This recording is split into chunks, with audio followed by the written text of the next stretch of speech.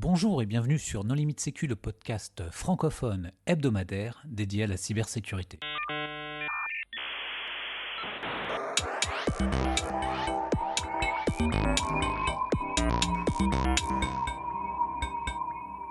Alors aujourd'hui, nous recevons un invité qui connaît très bien No Limit Sécu puisqu'il a participé à l'épisode 0. Je veux parler de Renaud Bidou. Bonjour Renaud. Bonjour. Pour discuter avec lui, le contributeur, le seul, l'unique aujourd'hui, Hervé Schauer.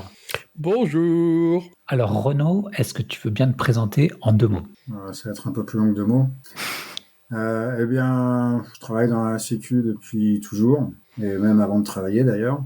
Ah oui, mais depuis toujours, il faut nous donner un peu des dates. Il y a les années 2000, les années 90, les années 80. Ouais, bon, ça va. Ah bah oui. 70. Ouais, ça va faire le milieu des années 80 à peu près. Je devais avoir 10 ou 11 ans quand j'ai commencé à craquer des jeux. Ah, qu'est-ce que c'était comme jeu? Bartitel 2, pour avoir les points de vie infinis. Puis après, Elite, pour passer le mot de passe. Ça tournait sous quoi?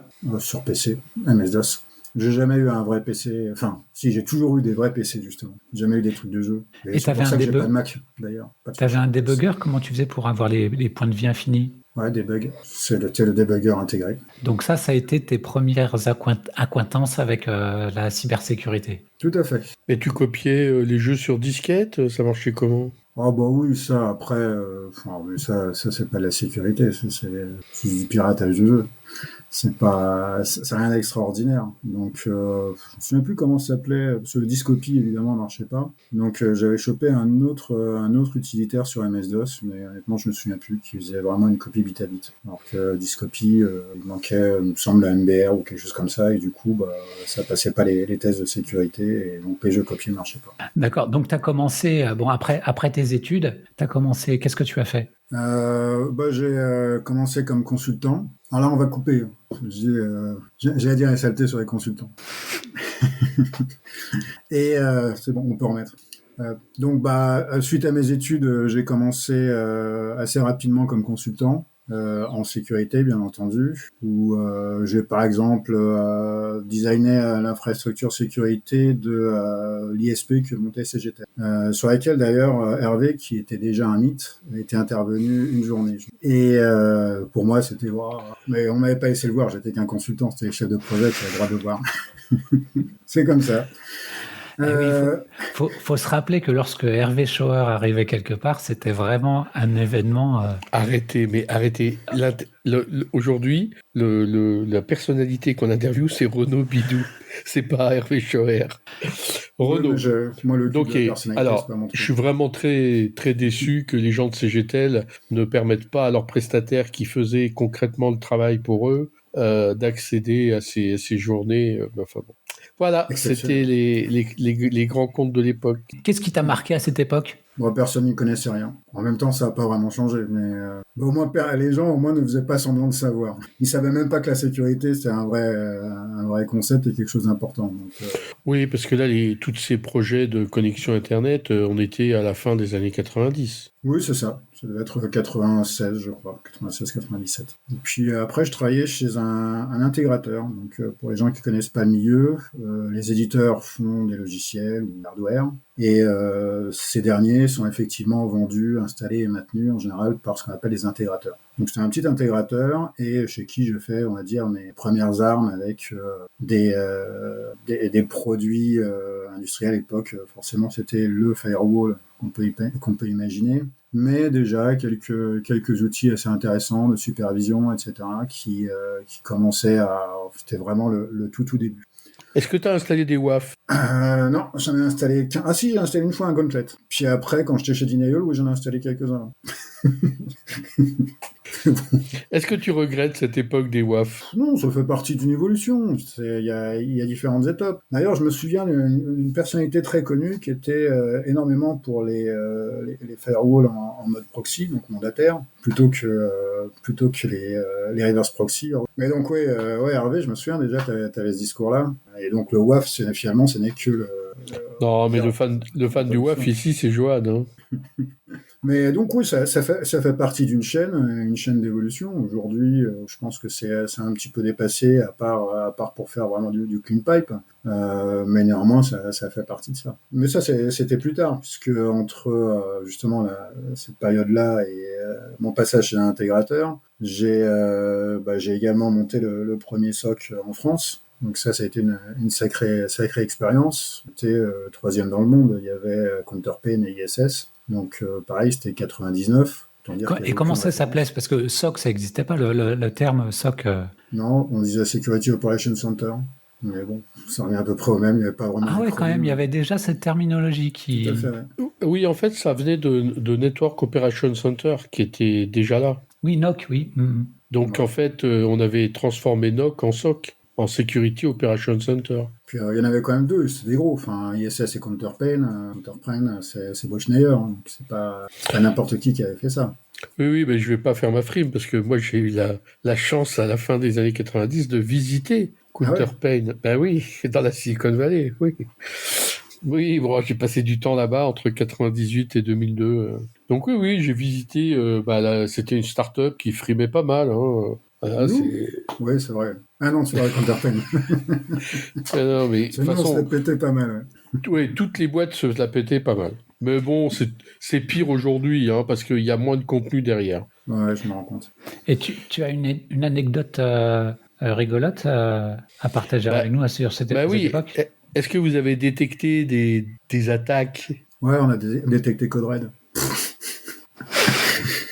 Voilà. Mais en même temps, justement, on n'avait pas non plus énormément de clients. C'est pour ça que malgré le fait qu'on ait fait une belle levée de fonds de presque 9 millions d'euros, 2 ans après, on faisait faillite et on déposait le bilan. C'était 9 millions d'euros ou de francs? D'euros. Ouais, après...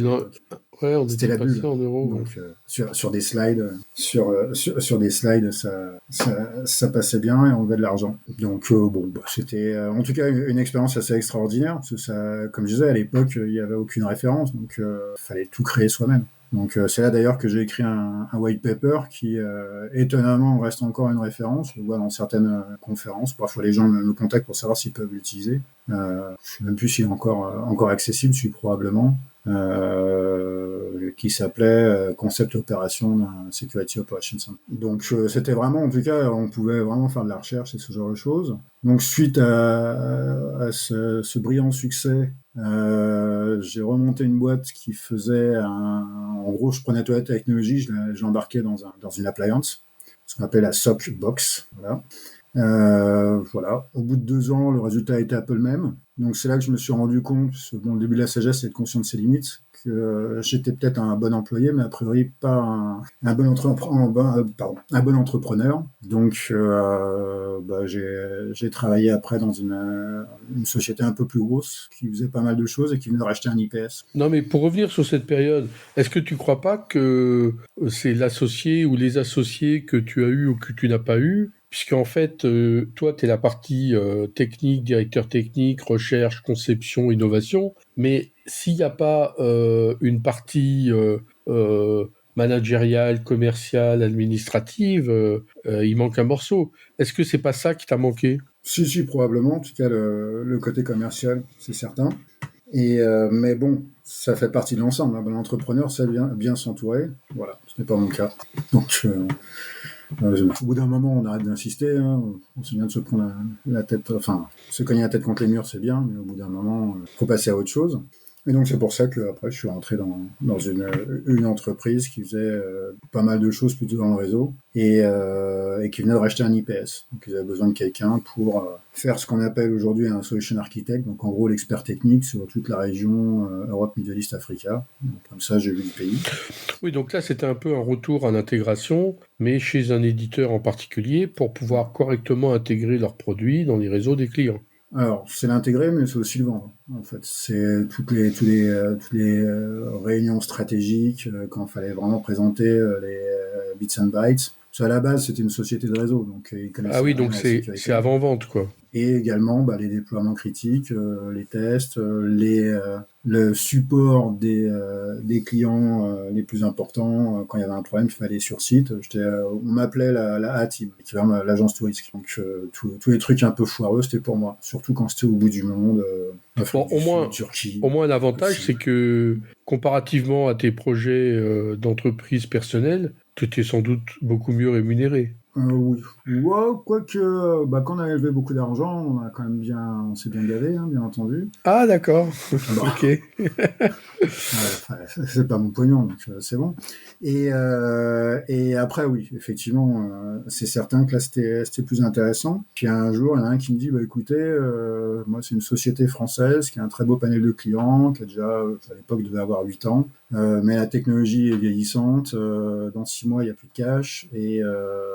Et donc, il faut remplacer le directeur technique. Donc, je dis, ok, bingo. Ah ouais, ça, c'est du challenge. Hein. Voilà, fallait vraiment un intérêt. A priori, j'avais le profil pour ça. Et puis finalement, on a remonté le truc. C'est là justement que j'ai conçu une nouvelle génération d'un web application firewall, puisque le produit à l'époque était vieillissant.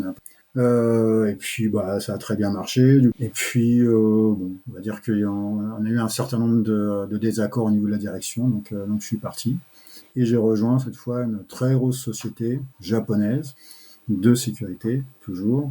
Et après, là, on va dire c'est business as usual. Hein. Il n'y a rien eu vraiment d'extraordinaire. Et voilà, pareil, à la fin, je m'embêtais un peu. Donc, je suis rentré dans une autre société, cette fois américaine, encore plus grosse, et où je m'amuse comme un petit fou, parce que quand vous avez un peu plus de 50 produits au catalogue, si vous avez une demi-heure à tuer, vous allez tester un produit que vous saviez même pas qu'il existait. Et donc, voilà. Donc voilà. Mais en parallèle, j'ai toujours, depuis le début, toujours regardé un peu un état d'esprit concernant la sécurité, où faut travailler. Moi, je fais ma veille tous les matins, en général 4h30, 5h30.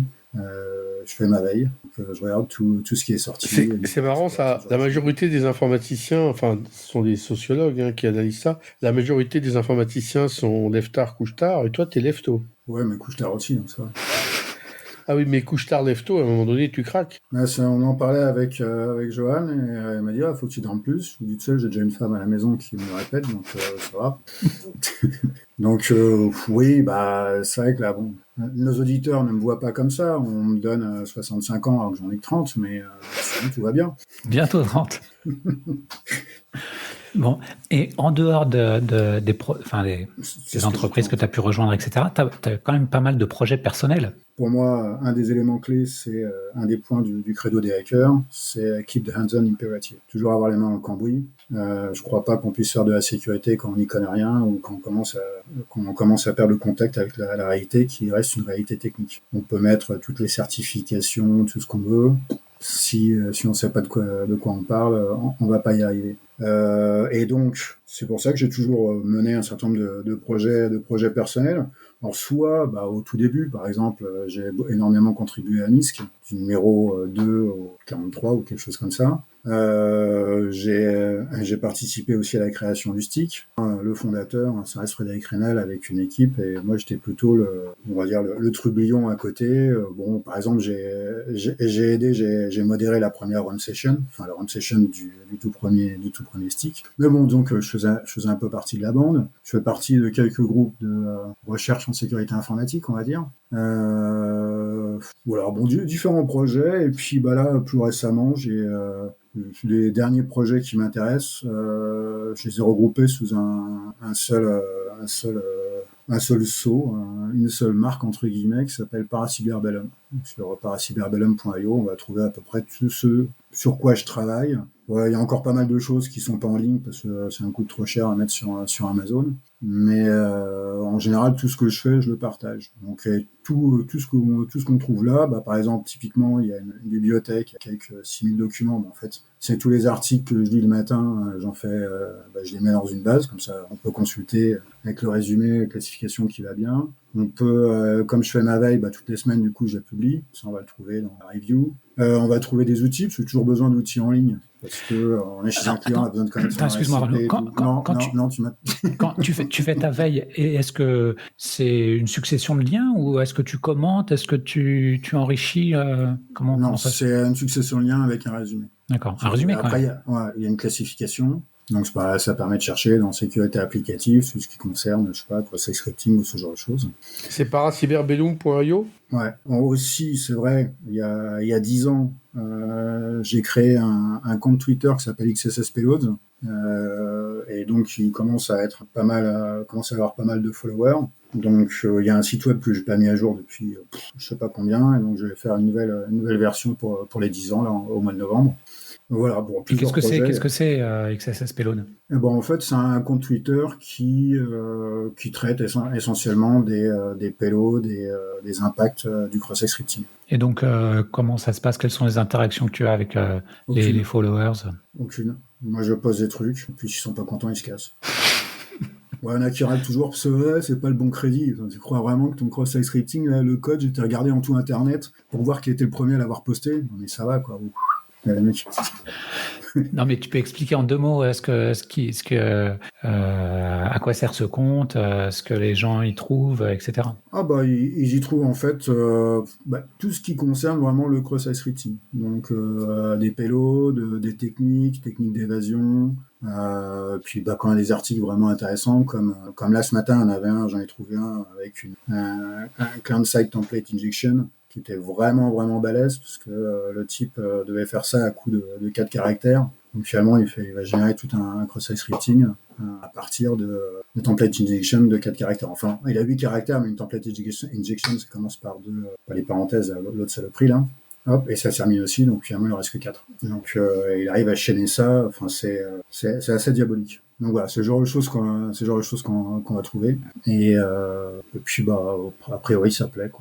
Et donc, l'idée de cet épisode au départ, c'était de parler d'un projet dont tu es à l'initiative et qui sert de firewall applicatif embarqué. Est-ce que tu peux nous en dire plus ? Tout à fait. Comme je disais, parmi mes différents projets, comme je mets tout en ligne et que j'héberge ça sur AWS, je me suis dit, peut-être qu'à un moment ou à un autre, je vais me faire péter. Donc, pour éviter ça, j'avais plusieurs options. Soit je me prenais un WAF, donc c'est-à-dire monter encore une autre instance, ça va me coûter des sous. Puis les WAF, voilà, je les connais, donc bof. Et j'ai toujours été intéressé par ce qu'on appelle les RASP, donc Runtime Application Self-Protection. C'est-à-dire, en fait, vraiment finalement des moteurs de protection qui tournent au sein de l'application, qui sont vraiment intégrés à l'application, qui sont dans le code de l'application. Et j'ai toujours été curieux de me dire, mais comment on peut faire ça ? Je rajoute une ligne, et finalement, ça me protège. Donc ce qui m'intéressait aussi, c'était de comprendre comment ça marchait, et de le faire moi-même. Donc je l'ai fait. Au début, c'était pour, comme mes applications tournaient sur Flask, pour protéger Flask. Donc ça s'appelait Flask RASP. Et puis finalement, il s'est avéré que j'ai des copains qui m'ont dit tu pourrais pas le faire sur Django et tout, donc je l'ai intégré à Django. Un autre qui me dit sur FastAPI, ok. Et puis un jour, je sais pas pourquoi, j'étais en train de monter une fonction lambda. Je dis ce serait bien aussi que mon truc il marche sur les fonctions lambda. Après je suis pas de jaloux, donc je l'ai fait aussi pour les fonctions Azure et GCP. Après, ce qui m'intéresse, parce que ce qu'il faut voir, c'est que par la Cyberbellum, donc ça a quand même pas mal de sites web. Moi, je fais maintenance, etc. Mais moi, c'est juste. Moi, c'est un passe-temps. Il y en a, le week-end, ils bricolent, moi, je code, en gros. Donc, c'est juste le week-end. J'ai des journées déjà suffisamment chargées avec mon boulot. Donc, à part ma veille le matin, le reste, faut pas que j'ai à m'en occuper. Donc, toute la plateforme est automatisée et donc la sécurité aussi. Donc, la sécurité automatisée, c'est-à-dire qu'il faut pas de signature. Déjà, la signature, ça se bypass. Il y a des faux positifs. Il faut les mettre à jour. Et je suis pas là tous les jours à regarder les nouvelles attaques, les nouveaux trucs, les nouvelles vulnérabilités pour écrire j'ai pas le temps, quoi. Donc, j'ai cherché des moteurs qui n'avaient pas besoin de signature. Comme j'ai pas mal bossé à une époque sur le machine learning, j'ai commencé à travailler sur des modèles. Aujourd'hui, il y a deux protections, cross-site scripting et l'injection SQL, qui sont protégées par un moteur de machine learning. Pour injection SQL, c'était pas assez. D'ailleurs, je l'ai retravaillé, il va y avoir une nouvelle version, je pense, une fois que j'aurai terminé le nouveau site de XSS Payload, nouvelle version du moteur SQL. Mais aujourd'hui, il est bien, mais pas assez bien pour moi, donc en fait, j'ai rajouté un moteur d'analyse grammaticale qui fait que quand on balance un truc, si ça peut être mis dans une requête SQL et que ça fait un SQL valide, on voit que c'est une injection SQL et donc je désigne. D'accord.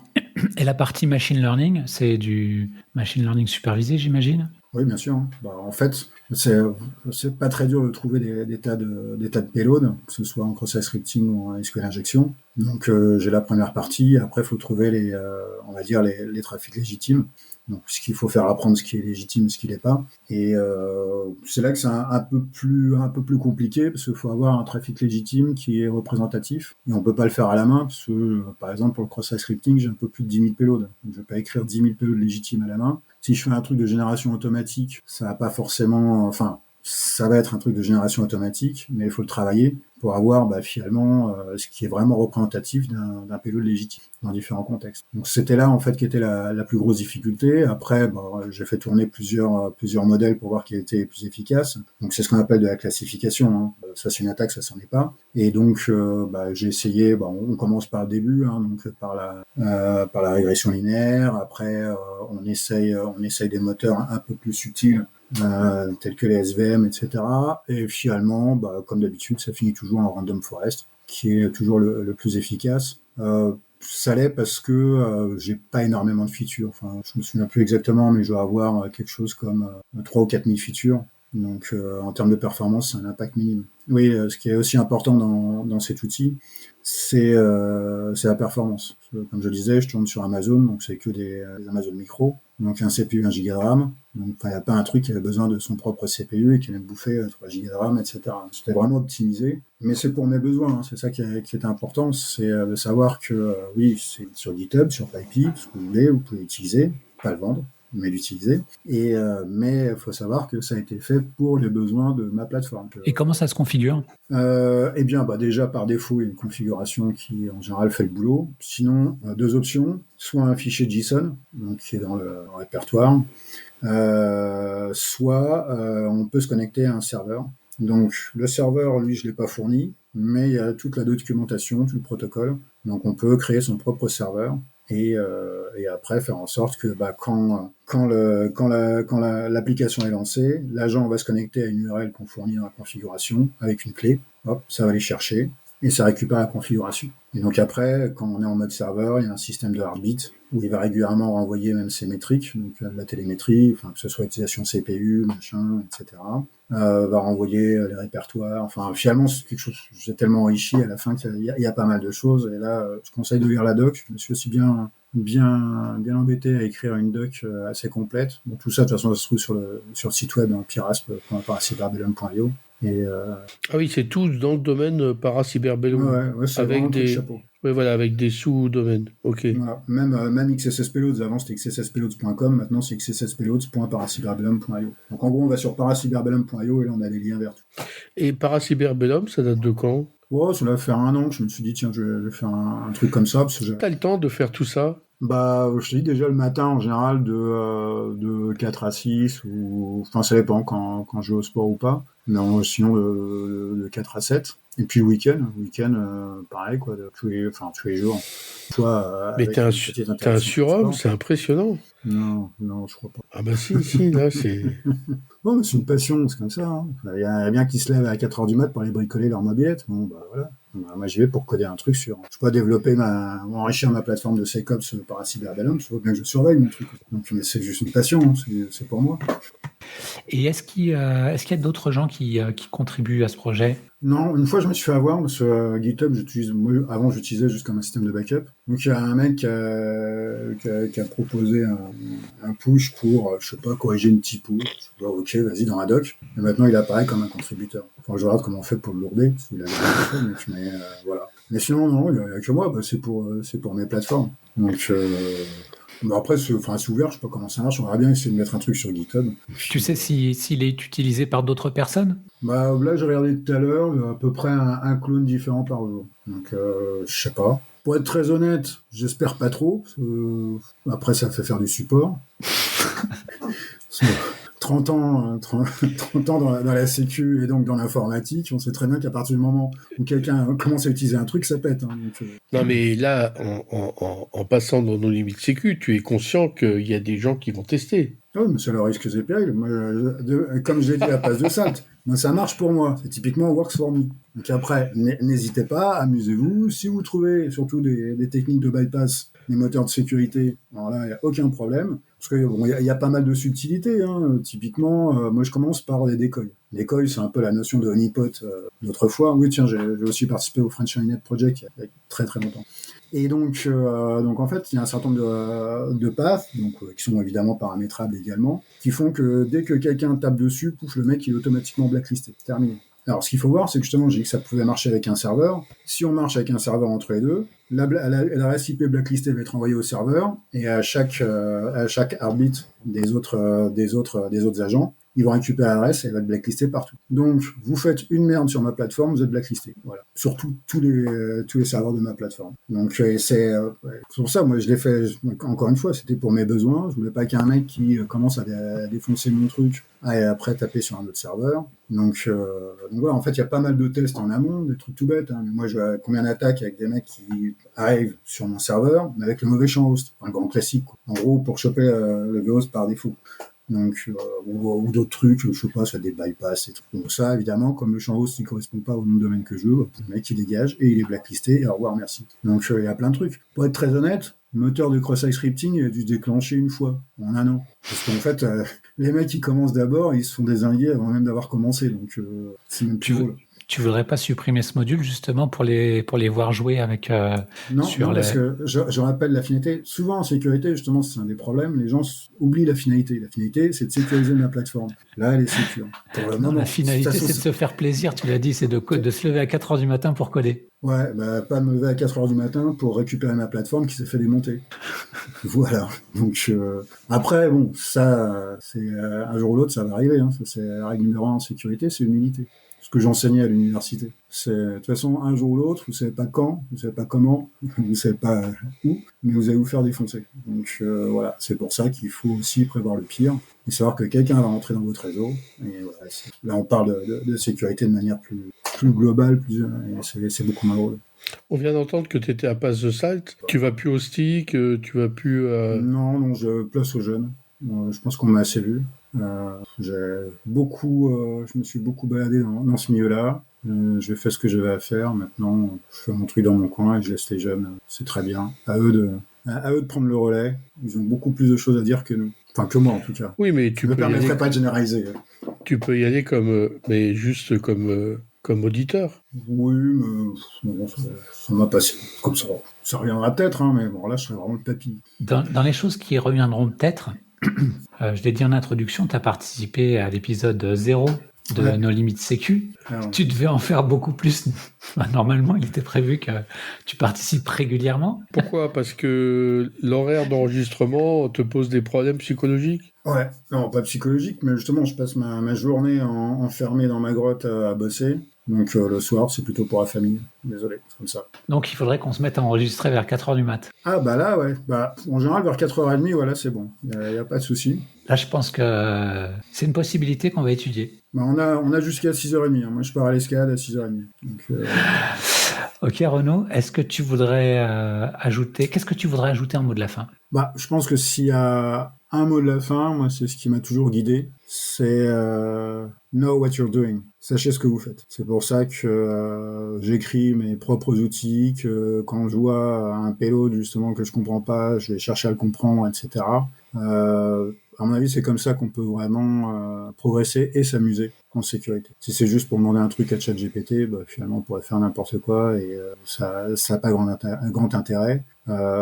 C'est les credos des hackers, c'est sans tourner ce mot en dérision, le vrai sens, puisque les hackers à l'origine c'était au MIT, les mecs qui s'occupaient du système de commande de l'énorme train électrique qu'ils avaient construit. Et donc pour régler les aiguillages d'électricité, etc., il y avait un schéma électrique monstrueux et les mecs qui s'amusaient à ça, c'était les premiers geeks. Et quand ils trouvaient un moyen subtil d'améliorer le système, c'était un hack. Voilà, donc c'est ça les hackers. Donc c'est un peu ça, ils cherchaient à comprendre, à aller plus loin. C'est pas parce qu'on a dit que c'était pas possible qu'il faut pas essayer. Bon, en général, effectivement, c'était pas possible. C'est comme ça, mais au moins on s'est amusé à comprendre pourquoi c'est pas possible, quelles sont les limitations, qu'est-ce qui permet de le contourner. Moi, je me souviens la première fois que j'avais trouvé une blind XPath injection. Donc en fait, la XPath injection, c'était un peu comme le théorème de Fermat, mais dans l'autre sens.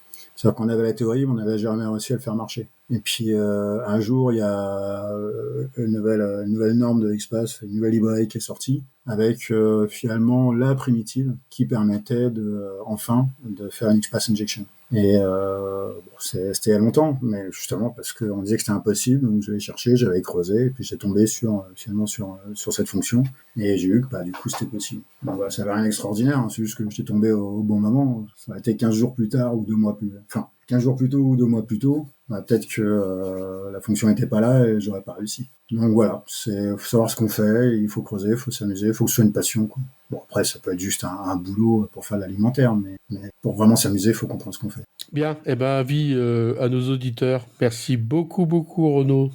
Oui, et puis si Renaud, est-ce que tu as besoin d'aide ou est-ce que tu cherches une contribution dans ce domaine? Non, il veut pas, non. Bon, c'est un truc intéressant, oui, pourquoi pas. Il faut que ça marche sur ma plateforme, je vous rappelle. Ok, c'est le prérequis. Bon, Renaud, merci beaucoup d'avoir accepté notre invitation. On espère te revoir donc très prochainement. Bien sûr. Chers auditeurs, nous espérons que cet épisode vous aura intéressé et on se donne rendez-vous la semaine prochaine pour un nouveau podcast. Au revoir. Au revoir. Au revoir.